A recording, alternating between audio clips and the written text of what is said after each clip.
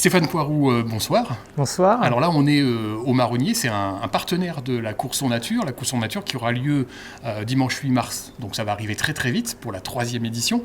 C'est le même parcours que la 2e édition. Qu'est-ce qui change? Il y a des choses qui changent? Alors effectivement, c'est le même parcours que la 2e édition. Il y a, comme la 2e édition, des courses enfants 1 et 2 km, 2 courses adultes, une course de 11 km et une course de 22 km.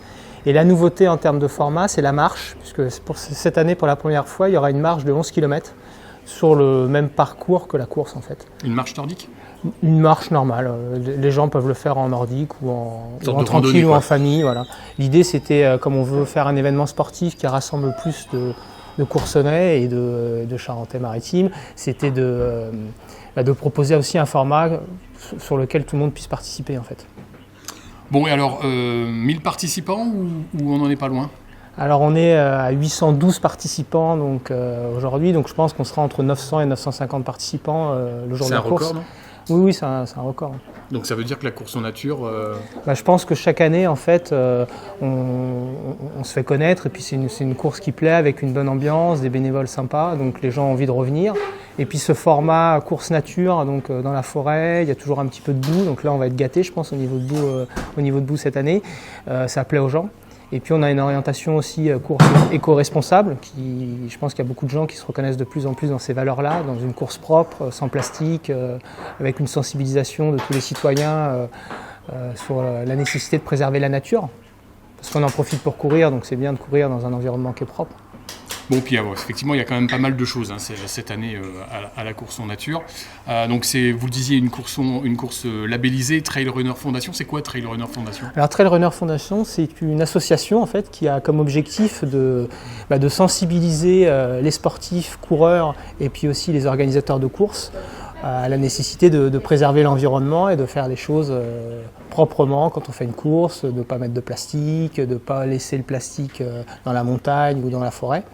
Et donc du coup, ils font des actions de sensibilisation et ils donnent des labels à des courses éco-responsables pour justement promouvoir ce message-là. Et donc la course en nature, elle est labellisée? La course en nature est labellisée. Depuis le début? Depuis le début, ce qui est, je crois, c'est une course qui est labellisée dès la première édition, en fait, puisque c'est quand même assez contraignant en termes d'organisation, en fait, puisqu'il ne faut pas de bouteilles en plastique, il ne faut pas de verre en plastique, il ne faut pas de rubalise pour matérialiser le circuit, le parcours, donc ça va un petit peu loin. Et puis cette année, nouveauté, on va faire aussi de la collecte de vêtements, parce que souvent c'est vrai, quand on fait une course, on nous offre des t-shirts, on ne sait plus quoi en faire. Donc là, on va faire une collecte de vêtements de sport qu'on redonnera à une association pour donner une seconde vie à ces vêtements. Bon, puis alors, c'est pas que le label, il y a le Challenge Trail 17, qui est donc la course en nature fait partie de ce challenge. Vous pouvez nous en dire 2 mots de ce Challenge Trail 17? Voilà, donc la course en nature est une des 8 courses qui fait partie du Challenge Trail 17. Donc le Challenge Trail 17, en quelque sorte, c'est le championnat départemental de trail en Charente-Maritime. Et donc nous, on fait partie à la fois sur le 11 km du Challenge Trail courte distance et aussi avec le 22 km du Challenge Trail moyenne distance. Voilà. Donc du coup, on peut penser aussi que ça a fait venir certains coureurs et les meilleurs coureurs du département, puisqu'il y a le titre quelque part de champion départemental de trail qui se joue sur ces courses-là en fait. Mais justement, avec une personnalité qui va venir pour la première fois aux courses en nature, c'est Eric Lavry. Vous pouvez nous en parler? Eric Lavry, c'est qui? Je pense que c'est un gros champion quand même. C'est pas le petit, le perdreau de l'année, comment dire. Non, Eric Lavry, donc il habite à Nantes.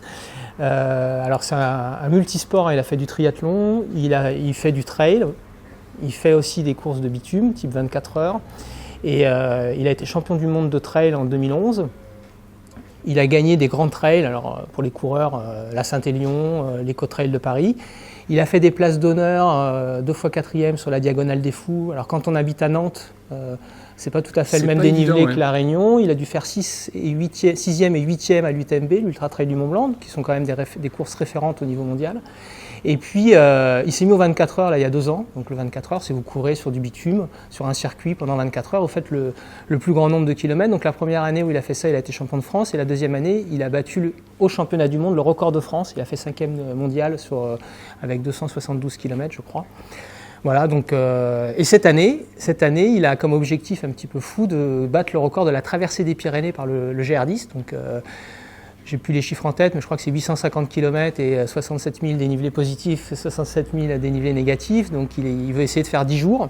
Donc voilà, donc nous, dans l'association en fait, Course en Nature, on a beaucoup de coureurs de montagne, donc forcément c'est un profil qui nous intéresse et qui nous plaît. Et puis je trouvais aussi que comme il est détenteur du record de France de 24 heures, ça avait un sens de le faire venir à Courson, puisque Courson pendant quasiment 10 ans a organisé une épreuve de 24 heures, hein, qui a quand même fait l'objet une année d'un championnat d'Europe et 2 années d'un championnat de France. Donc il y avait des coureurs du monde entier qui venaient à Courson. Et donc c'est bien de reboucler la boucle en le faisant venir, sachant qu'il donnera une conférence à 15 heures à la salle des fêtes. Le dimanche, donc. Le dimanche 8 mars à 15 heures à la salle des fêtes, où il parlera du sport, du dépassement de soi. Alors focalisé sur le sport, mais aussi comment chaque individu finalement peut se fixer des objectifs ambitieux et ne pas se limiter à ses propres contraintes qui s'imposent en fait. Voilà. Là, comment on fait venir un champion tel que lui à la course en nature ? On le contacte via les réseaux sociaux et puis on lui présente notre projet. Je l'ai eu au téléphone, du coup le courant a pris, puis on a parlé de course, de montagne. Il va nous faire un stage aussi en mois de mai. Donc voilà, après on rentre dans une sorte de partenariat sportif en fait. Il nous a proposé de l'assister, de venir courir avec lui aussi pendant sa traversée des Pyrénées. Donc voilà, je pense que c'est le début sûrement d'une aventure avec lui. On risque de le revoir plusieurs fois à Courson. D'une belle aventure, effectivement. Voilà. Effectivement. Et puis, il y a des partenaires aussi quand même au sein de cette course en nature. Il y a la CDC Nice Atlantique. Alors là, c'est un petit peu différent. Hein. C'est pas de la course, hein, on est bien d'accord. C'est au sujet du plan vélo concertation, les liaisons douces entre les villages. C'est ça, hein, ils vont venir expliquer un petit peu leur projet là-dessus. La communauté de communes a comme objectif de promouvoir les mobilités douces, hein, donc principalement le vélo au sein de la communauté de communes. Et donc l'idée, c'est de pouvoir échanger avec les citoyens pour savoir quels sont leurs niveaux de pratique, quels sont les itinéraires qu'ils utilisent, quelles sont les difficultés qu'ils rencontrent.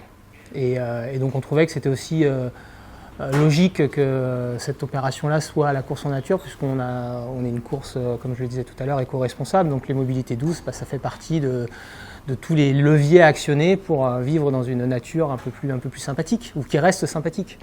Bon, alors quand on fait partie du staff, on n'a pas les guibolles qui démangent quand on organise une course en nature. On n'a pas envie d'y participer, de la courir ? Alors on a envie d'y participer, mais je pense qu'on est tellement fatigué et on a à gérer l'événement, donc c'est comme une compétition d'ultra-fond en fait. Hein, ça commence tôt et puis là la dernière semaine elle est assez intense et d'ailleurs c'est assez sympa parce que tous les soirs on va se retrouver là pendant un week-end. Il va y avoir une sorte de délivrance le dimanche soir si tout s'est bien passé et on espère que tout se passera bien, il n'y a pas de raison. Voilà, ça va être la fête. Donc la course, on l'a fait d'une manière différente, d'une autre manière. C'est plus fatigant que la courir. Bon, je rappelle que la course en nature, donc, c'est le dimanche 8 mars, hein, donc c'est ce dimanche-là qui arrive, et c'est sur 1, 2, 11 et 22 km. Et il va falloir venir applaudir les participants. Ils sont presque 900, on espère atteindre les 1000 peut-être, on ne sait pas. Les inscriptions se font jusqu'à quand ? Alors les inscriptions en ligne, donc sur Internet, se font jusqu'à vendredi midi, et puis après, s'il reste des places, on peut venir s'inscrire le samedi de 15 à 18h au moment du retrait des dossards, ou le dimanche jusqu'à 9h20 au moment du retrait des dossards aussi. Très bien, merci Stéphane Poiroux. Merci à vous.